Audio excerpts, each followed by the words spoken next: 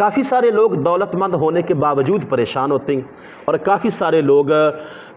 اچھا سرمایہ ہونے کے باوجود، اچھا رزق ہونے کے باوجود، اولاد ہونے کے باوجود، ٹائم پہ اولاد جوان ہونے کے باوجود، بعض اوقات ایسے ہوتا ہے کہ انسان کافی بوڑھا ہو چکا ہوتا ہے اور وقت پہ اولاد جوان نہ ہونے کی وجہ سے اس کو بچوں کی کافی زیادہ پریشانیاں برداشت کرنی پڑتی ہیں، اور اولاد دیر سے جا کے جوان ہوتی ہے اور اپنے ابو جی کا سہارا بنتی ہے۔ تو ایسے حالات میں کوئی ایسا فارمولہ ہے قرآن و سنت کے اندر سے، کوئی ایسی چیز ہمیں ملتی ہے کہ انسان تھوڑے رزق، تھوڑی اولاد یا کسی بھی انداز میں خوشحال رہ سکے؟ قرآن و سنت کے اندر سے 3 اصول ہیں۔ کتنے؟ نمبر 1، سب سے پہلا اصول کہ جس کی وجہ سے بندہ خوش رہ سکتا ہے وہ یہ ہے کہ انسان کبھی بھی سنی سنائی بات پہ یقین نہ کرے۔ یہ پہلا اصول ہے۔ اب آپ کہیں گے پتہ نہیں قاری صاحب کیا کہہ رہے ہیں، آپ جب کوشش کریں گے تو آپ کو میں آگے چل کے بتاتا ہوں۔ بدگمانی، بخاری شریف کی حدیث پاک ہے، آقا کریم صلی اللہ علیہ وآلہ وسلم نے ارشاد فرمایا بدگمانی سب سے بڑا جھوٹ ہے۔ بدگمانی، جب تم تک کوئی بات پہنچے اس کی تحقیق کر لو۔ کسی بندے کے بارے میں برا سوچنے سے پہلے، کسی بندے کے بارے میں وہم میں پڑنے سے پہلے، مثال کے طور پہ میں آپ کی خدمت میں ایک بات عرض کرتا ہوں، کسی بندے نے آپ کو یہ کہہ دیا کہ قاری صاحب یہ کر رہے تھے، یا وہ یہ کہہ رہے تھے، یا آپ کا بڑا بھائی یہ کر رہا تھا، یا میں نے دیکھا ہے کہ آپ کا بڑا بھائی، یا اب یہ آپ نے سن لیا، آپ کے ذہن میں آیا کہ یار میرا بڑا بھائی تو ایسے نہیں ہے، میرے ابو جی تو ایسے نہیں ہیں، میرے چچا جی تو ایسے نہیں ہیں، ہمارے قاری صاحب تو ایسے، یہ ایک بات آپ کے ذہن میں آئی، لیکن آپ نے اس بندے کی جیسے ہی بات سنی آگے پھیلا دی، اس پہ تحقیق نہ کی، کئی دن گزر گئے، اب جس کے بارے میں آپ نے سنی ہے آپ کے بھائی کو پتہ چلا، آپ کی امی کو، آپ کے ابو کو، چچا کو پتہ چلا،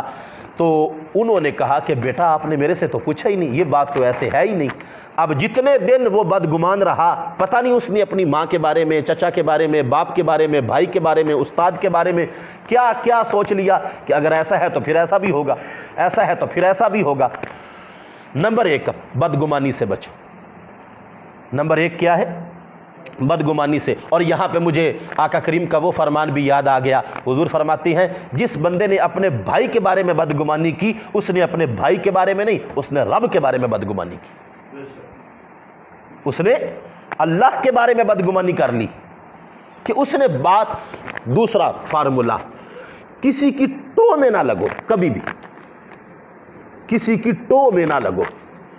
یعنی ٹو کا مطلب ہوتا ہے کہ کسی کے عیبوں کو تلاش کرنے کی کوشش نہ کریں۔